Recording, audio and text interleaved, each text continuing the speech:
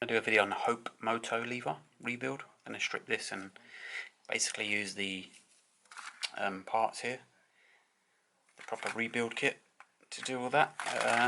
It's kind of quite difficult to get hold of this stuff. It's a bit of a niche lever, not many people bought this lever, but the problem with this one is this area here is snapped and it's got a lot of damage here. There's meant to be holes that you can put a tool into there, and that's snapped off. This is also bent as well, and sometimes it means that the lever is very, very slow to return. So yeah, just a few of the tools that you'll need. Obviously, a set of pliers. You've got an 8mm spanner. This is a T10 Torx, I believe. Yeah, T10. And then you want a 2 and a 3mm. So is that right? Yeah, 2 and a 3mm Allen key. You might not need the Torx, but a lot of the time the top caps are Torx. So we're just going to undo that and get rid of the cap, because we have a rubber diaphragm to go on there.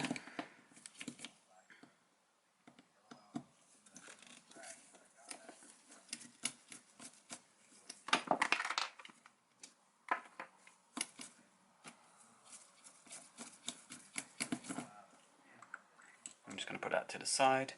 Your one's probably got a rubber diaphragm in there, this one hasn't. And then during the crash, I think this is dislodged, and it stops basically when you bleed the brakes and you pull the lever. This little plate sits over the hole and it stops the fluid squirting out. It would be nice to get that back in, but it's not really going to be essential for this rebuild. And that's what it looks like in there, quite a large reservoir. And then what we're going to do is grab our 8mm and our 3mm Allen key as well. And we're just going to undo this pivot bolt here.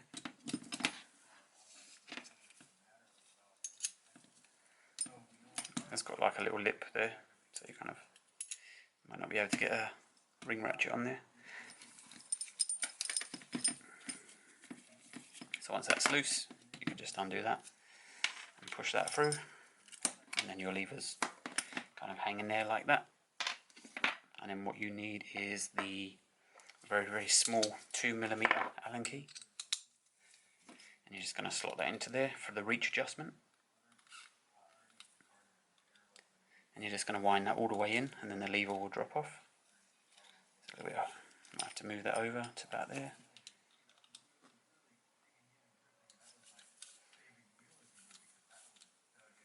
I think you can see the little bar as you kind of turn it is kind of out of shape quite badly. And then once you've done that, you just unscrew it a little bit. And there's your lever, and you're left with that bar there. So normally with this little red thing here, there's normally holes in it, and what you can do is you can stick a little Allen key in there, and that's your pad reach adjustment. So as you screw it in, it basically pushes on the piston a little bit. So if your brake pads are a little bit worn, there isn't as much lever travel. But this one's, yeah, it's pretty badly damaged, and I don't know if I'm going to get it out, but we're going to try. I've got a spare one, so yeah, if this was a proper one, you could just stick an Allen key in it and basically turn it, stick the Allen key back in, turn it, and then that will come out. We're going to remove this old crappy dust seal because that's broken anyway, so that's just in the way right now. So yeah, let's try and grab this nicely. There we go, it's kind of quite happy to turn. I'm just hoping that the thread inside hasn't been damaged in the crash, because it looks like somebody battered this up quite badly. And there you can see on the little bit that's left over, there's the little holes there. But yeah, I might be able to just push that around now.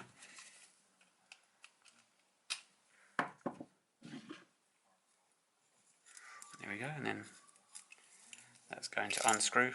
And then you're left with your adjustment screw there, which is obviously a bobbler because it's twisted. And then this part here, which is battered, it's probably still usable, so I'll probably keep it as a spare because they're quite hard to get hold of. And then you've got your piston, which looks like it's quite happy to come out. I don't really want to put a pair of pliers on there. I don't really want to damage the piston. I'm just going to push it from behind. And there we go. And that's basically the tear down of the lever. You could take the clamp off if you wanted to. I'm just going to clean this up a little bit. Looks pretty good in there. There's no real marks or anything. So yeah, so when we come back, we'll be doing the rebuild. So this is the official Hope lever rebuild kit. On the back there's a code HBSPC16V Moto lever rebuild. As you can see, it's imported. I had to buy it from Switzerland, and I think this was the last one. So there are some out there in the world if you can find them. Hope have these parts in stock, but they won't sell them to you, so they'll ask for you to actually send your lever off, and they charge you about £80 per lever to rebuild them. So yeah, it's worth kind of, if you can find this stuff, and you've got the Moto levers, then it's worth getting it. So we're just going to run through what's in the box.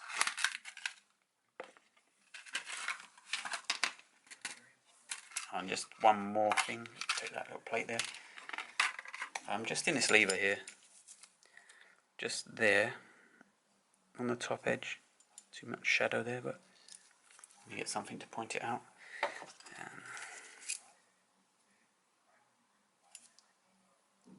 If we can focus on that, just in there, there's like a little piece of white plastic. It's called an anti-vibration rice, and it basically stops that red dial from coming undone by itself. So sometimes you might have to replace that, and you're just going to have to push that out, probably with a flat-end screwdriver, and then put your new one in there. So I just wanted to go through that. But on this one, I don't really see any reason. There's not a spare one in the packet, so I'm not going to replace that. So yeah, the rebuild kit, you've got your rubber diaphragm there. You've got two seals for your piston. You've got a new dial adjuster. So that's what they look like normally. You've got your new rod as well, which is nice and true. You have this little plate here as well, which actually goes in front of the rice. So on this lever, the person that crashed it, maybe they'd stripped it before and got rid of a few parts. But you can see that hole there. So basically this little clip sits that way, and then you screw it down through that little hole there. And then you've got two screws for the reservoir cap that will sit on top, and then there's your dust seal as well, which is just going to sit in there like so. So yeah, first thing I'm going to do is replace the seals on the piston. So I'm just going to get rid of all this other stuff that we don't need at this moment. Put it out of the way. So I'm just going to grab a tool.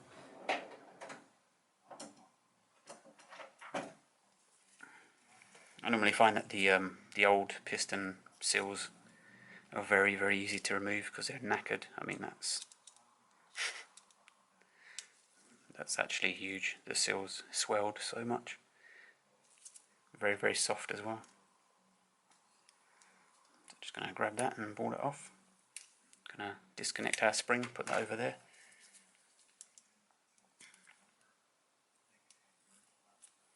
So yeah, let's you can obviously see quite a difference in the sizes there.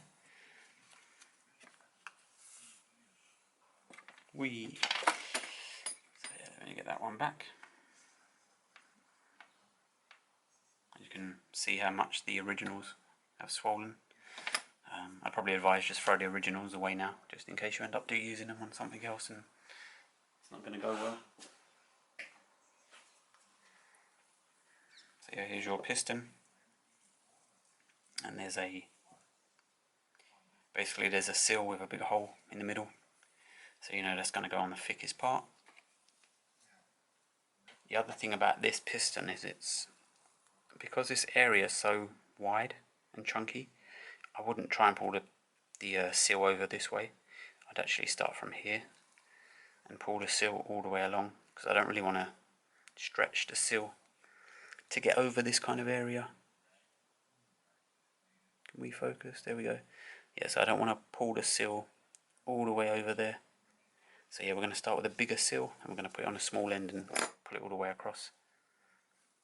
So it should hopefully go on here quite easily. And then we're going to grab a little tool.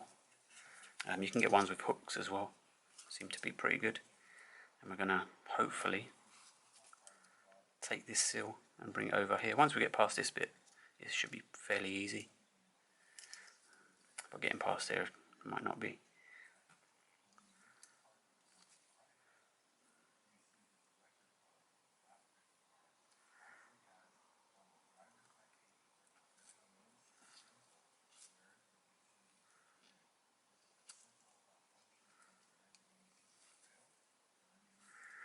Just trying to pull that over. Once you kind of got one lip, if you can try and hold that.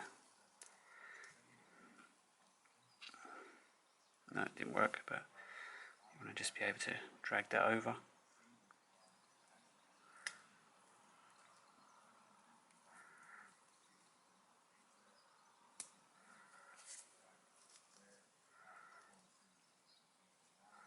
So we try and hold that bit.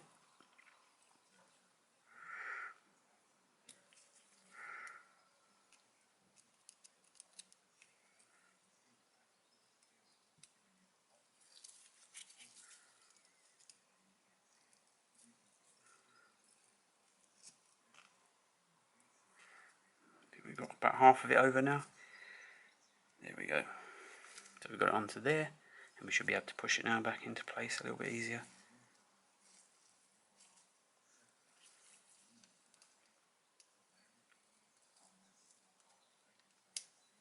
I'm sure you can pull it over the big end, but for me I just didn't want to stretch the seal because it's quite hard to get parts for these. I think it uses the same seal as the Mono Mini, so these actual parts are not difficult, but some of the hardware is very difficult, so I'm being a little bit delicate, maybe more so than I need to be with this stuff.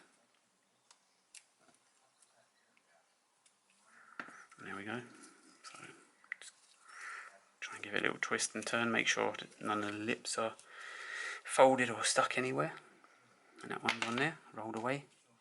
There we go. And we're just going to grab our small one, and that's going to sit in there, which can be quite difficult. There we go. So that's on there, like so. So we're going to put our little spring back on there. I'm just going to put a bit of silicone grease on there. It's just something that I do. I just don't want it snagging when you put it into the gap.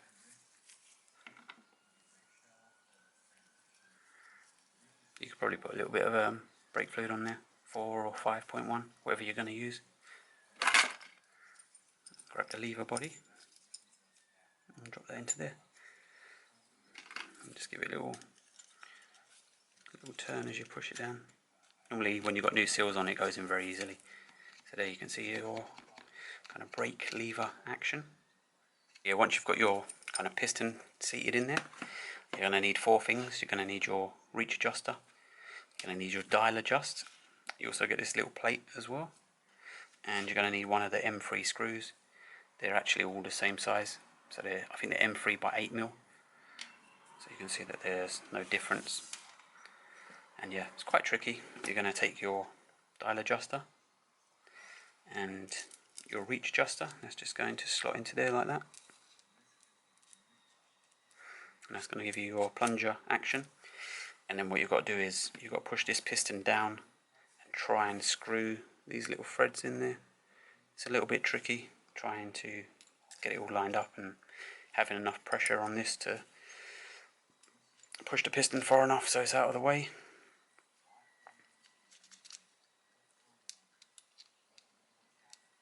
Try and get that into the shot.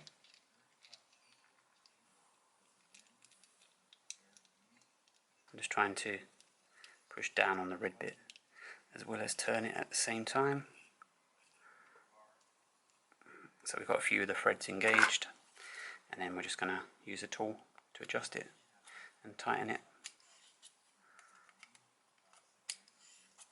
This is basically how the dial was designed in the first place.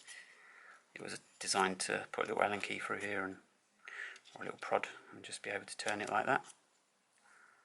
Don't need to hold on to the plunger anymore. And you haven't got to do it crazy tight. You'll feel when it gets to the end it doesn't really want to turn anymore. But that's why I kind of push on the, because I don't want the resistance of the piston pushing back on it. So we can try and push on that plunger.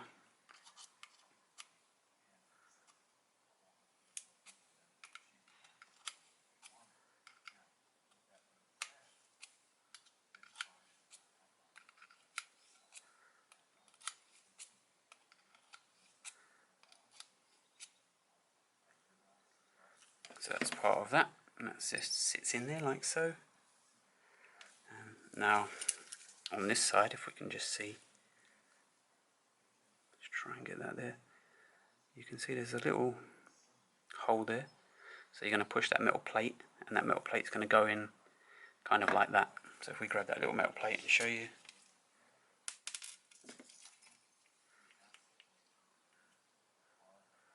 So it's just going to sit in there like so. And you might find if you screw it down too far, you can't get that plate in there. So you're just going to loosen it enough so that the little metal plate can sit underneath.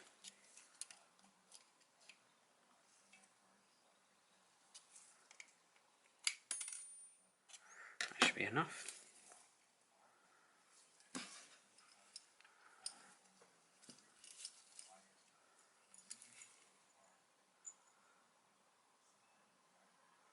See that little metal plate's just going to sit in there.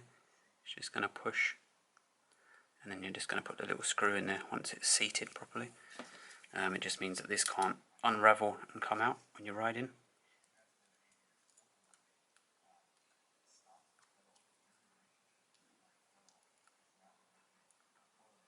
So we need to come up a little bit more before we can get that plate in there.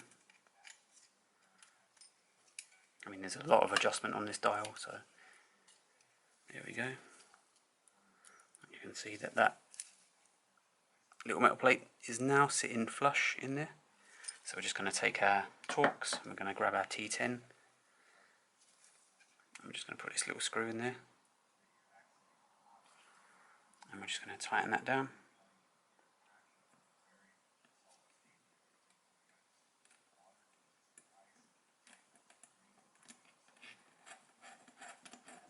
I might actually be someone that would like to put a little bit of copper slip on that thread just in case, because you've got the steel bolt going into the aluminium.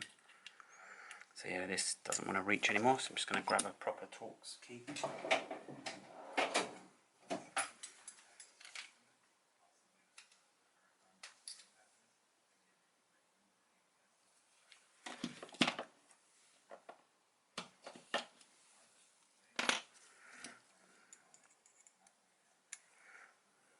Just going to nip that up basically, don't go crazy on it.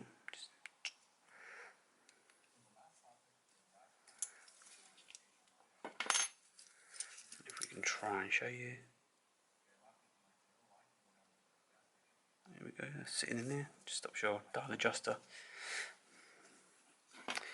coming loose. But it also means when you tighten this, it kind of bumps into that plate and stops you going too far inward.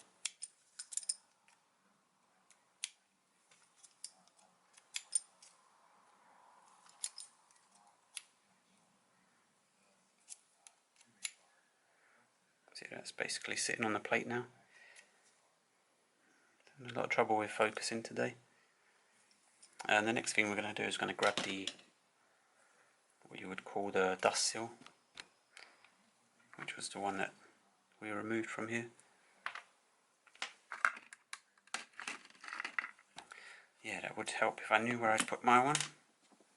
Yeah, so what we're going to do now, we're going to fit this little dust seal. It basically slots into a little red dial. There is a recess in there.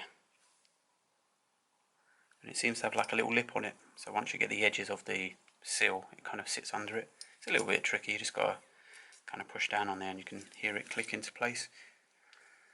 So we're just going to get that in there.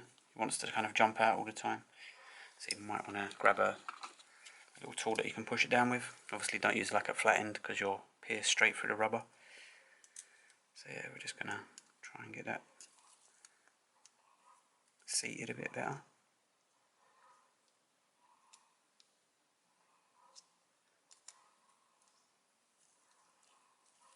So you can kind of see, hopefully, helps if I don't put my head in the bloody light like that.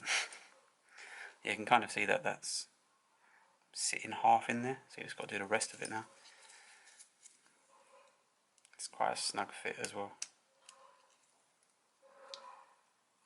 You do have to kind of put quite a bit of pressure to get it in there. It's not as delicate as some of the other ones. Once that's in there, seated nicely, pump on the lever, make sure the little seal's still there afterwards, so you don't want that flying off. Then we're going to move on to the actual brake lever. As you can see on this one, the guys who smashed it, he's bent that lever quite badly. There's a little bit of a kink in it, but it's still alright.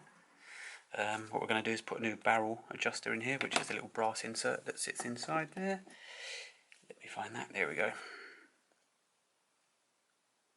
And I don't know why, but I will be putting the smooth part of this at the top of the lever. And what we're trying to do is reduce the amount of play that you get in these levers. The idea is that the brass is softer than the aluminium, so the actual lever doesn't wear as much. You're just wearing out this insert. They're okay, they're about £5–6 I think, so they're not exactly cheap, but it's probably worth doing it if the play is bad on your lever. So let's try and get that into a nice little slot. I might have to just wiggle it a little bit, which is probably a good sign really. Hopefully we can reduce a lot of the play.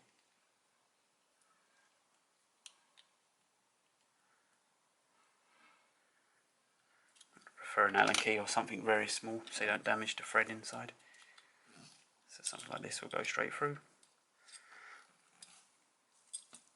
There we go. Hopefully we can get rid of some of the play. There's still a bit of a gap there, but I guess the actual lever has worn over time. So we're just going to hold that like that, so that we can screw this into there. Just going to turn like so. Because it's a new barrel adjuster, you're probably going to be able to screw it in quite far before it stops. Nope. Oh, I've done it wrong anyway. You see this bit here? I wanted it the other way, so I'm going to undo that. I want the smooth bit at the top. So I want my lever to, so I'm going to have to take this bit out and put that back in.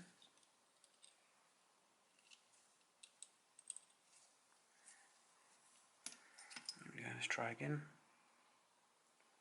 This is a new part, so I'm just going to slap a little tiny bit, hopefully, copper grease on there. Normally about a gallon of the stuff comes out of these guns, but we'll try and put a little bit on there.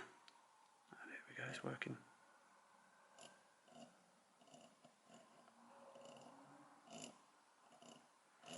Just to try and stop that seizing in there.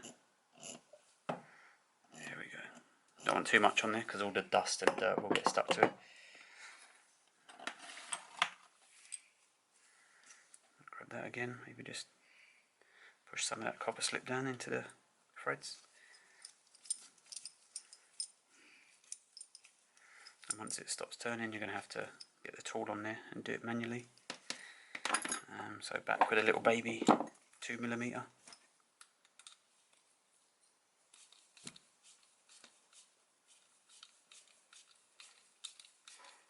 And because these are both new parts, I'm just going to screw them all the way.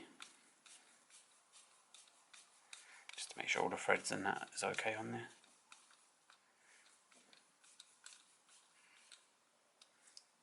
Seems good.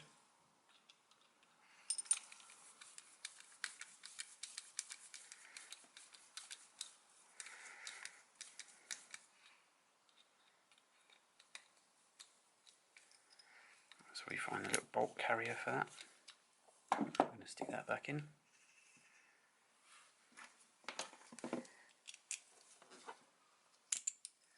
Goes in nicely. And I'm going to put a little nut on the end which has a bit of thread lock on there. grab your 3mm and 8mm spanner. Just try and line it up at the bottom.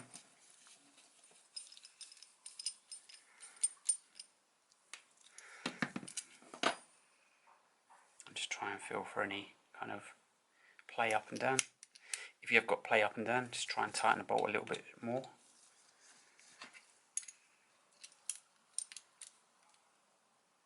But obviously you still need your lever to move back and forth.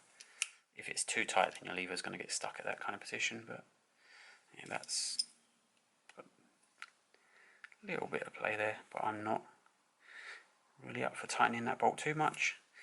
And then now that we've put that brass washer or insert in there, we've got a very small amount of lever play, so that's a lot better than what it was. So yeah, we're going to put the diaphragm on.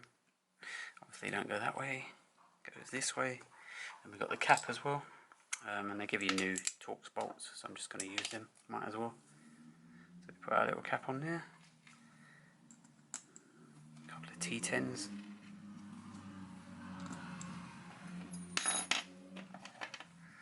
And yeah, a little bit of a, that's the wrong one, a little bit of a niche kind of brake lever. I've never actually rebuilt one before. I just bought them. I really like the look of them. They came with the 6-pot calipers, and I'd never seen any of that stuff. Or I'd never seen them with the Moto levers in silver, so I thought I'd just buy them. So yeah, this was a first time for me rebuilding it. If I can do it first time, then I guess anybody can. Just going to nip them up. I did actually buy some stainless steel versions of these because I wanted it to all be stainless or silver. But yeah, there you go, there's your Hope Moto lever.